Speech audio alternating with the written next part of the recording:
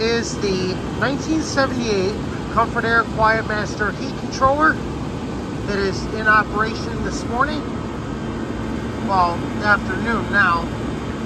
It is August 31st, 2024. It's a humid day out there today, and the Comfort-Aire is doing pretty good. Throwing plenty of heat out the condenser. The suction line is going back sweaty. The condenser is nice and hot. Go ahead and feel it. Plenty of heat coming out the back. The compressor is very little warmth to it. It's actually running just the way it should.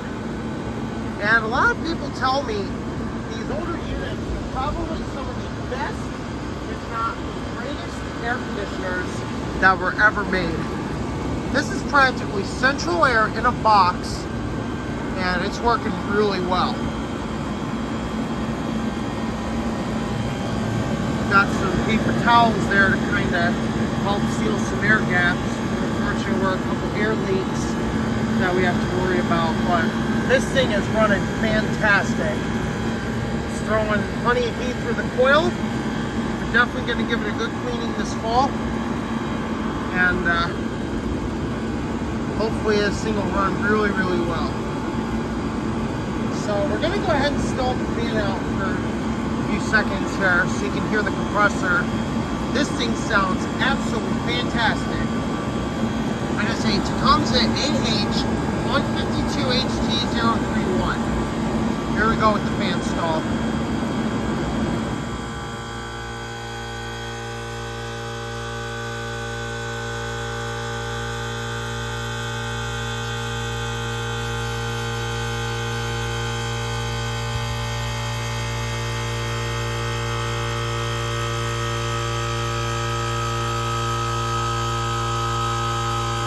Switch it back over to low.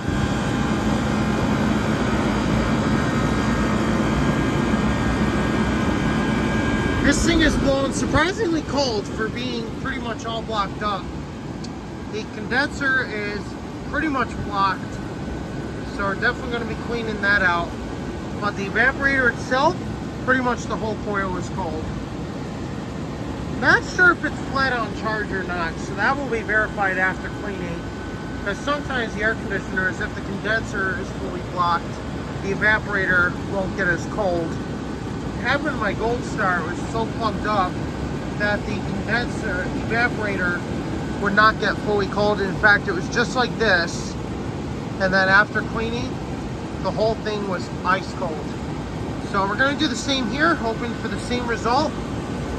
This thing is almost 50 years old. I'm going to see if we can see the info tag here on the compressor.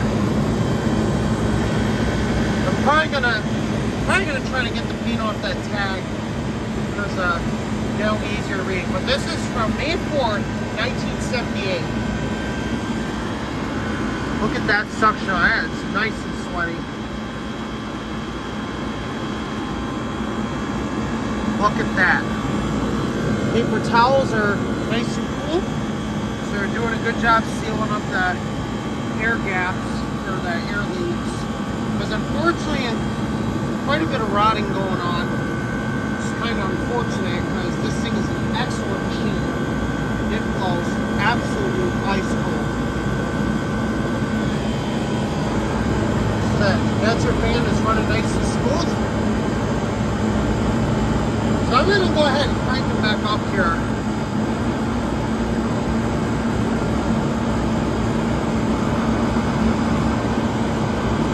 If you guys want to know the steepness of the blade pitch, we're going to show that when we do the shutdown here. This is going to be a run up and shutdown. This thing is blowing cold. This is definitely the force. 29,000 BTU. So I try to put my hand in there. Look at that, it's spitting it right back out. It's like, nope, I don't want your hand in there. Here's the wiring schematic right here. So we are going to be redoing it. Still able to be read just enough that I was able to take a picture, and I'm going to can duplicate it, so at least we'll have something to refer to. So that's going to be a lot of fun. Definitely going to enjoy that. Discharge is very hot. That means this compressor is really working the way it should be. Suction line is going back sweaty.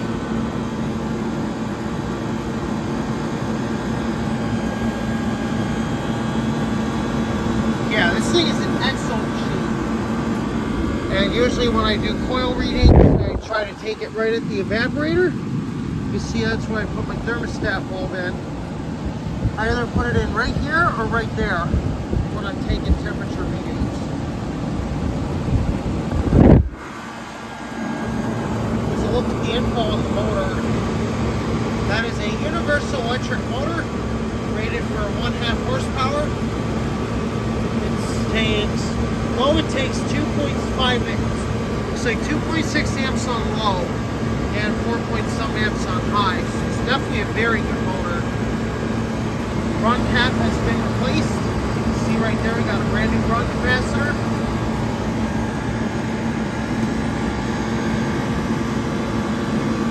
Look at that, this thing is blowing ice. Well, it's not fully blowing ice like it could be, but you know, it's pretty good for being all filthy and stuff. It's probably throwing out about 45. And the ambient's probably like 76, 77. It's definitely on the rise because this thing draws plenty of heat, you know, for being almost 50 years old. And it's definitely very different from the GE Super Thrust, which consists of spine fin coils, so the heat transfers very efficiently. See if we can show you the back of the condenser. Here's the back of the coil.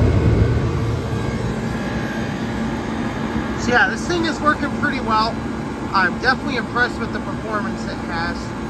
So now we're going to go ahead and do a compressor shutdown here. So here we go.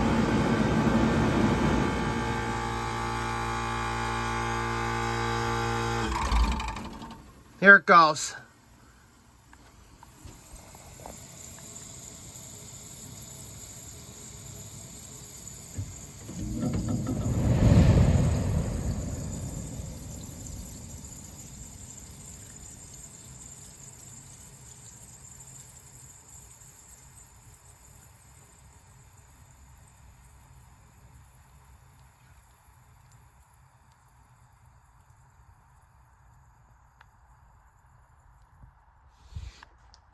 Just went ahead and put it into the off position.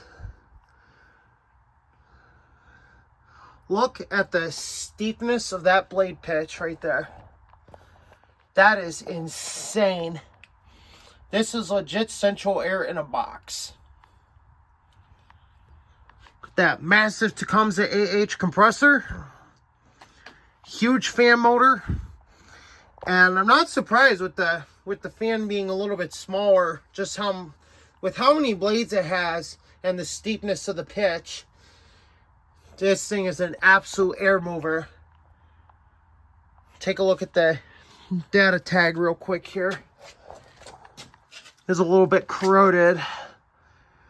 It is a 29,000 BTU, 18.5 amps on 230 volts, 19.5 amps on 208, 41 ounces of refrigerant 22, 4-row evaporator and a 4-row condenser. So definitely an absolute monster. 230, 208 volts. There's the serial right there if you want to take a look at it or try to read it. I'm not exactly sure what the wattage is on this, but I'm going to say it's definitely over 4,000 because this thing is an absolute monster of an air conditioner. And definitely...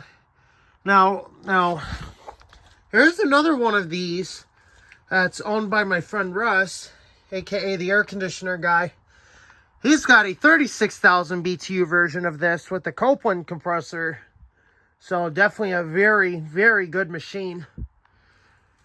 So, yeah, we're definitely going to have more videos on this to come.